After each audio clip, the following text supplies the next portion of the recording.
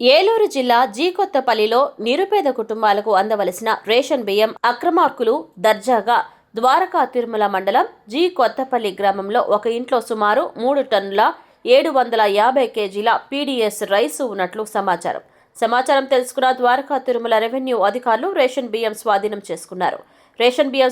చేసుకున్నారు. నిరుపేద కుటుంబాలకు అందవలసిన రేషన్ బియ్యం అక్రమార్కులు దర్జాగా పట్టుకెళ్తున్నారు. జీ కొత్తపల్లిలో ఒక ఇంట్లో సుమారు 5 టన్నుల పీడీఎఫ్ రైసు మాటూరు దుర్గారావు నిల్వ చేసిన రైస్గా గుర్తించి రెవెన్యూ అధికారులు స్వాధీనం చేసుకున్నారు. రేషన్ మాఫియాలు గ్రామీణ ప్రాంతాల్లో లబ్ధిదారుల నుంచి 10 నుంచి 12 రూపాయలకు కొనుగోలు చేస్తున్నారు.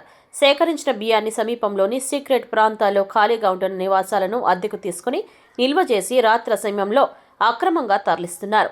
చుట్టుప్రక్కల వారు సివిల్ సప్లై అధికారులకు సమాచారం ఇవ్వడంతో ద్వారకా తిరుమల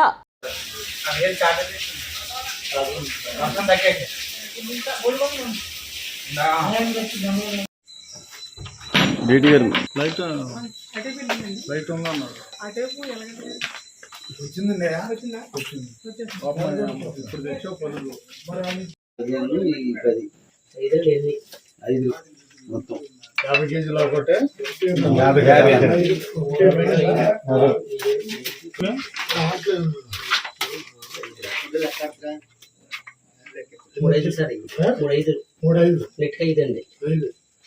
15 ఇంటూ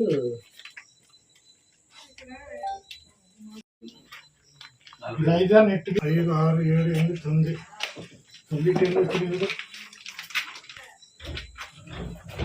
అదొక సైజ్ తక్కువ చూడండి. ఒక అడుగు 125 బస్తాలు 25 సార్ అది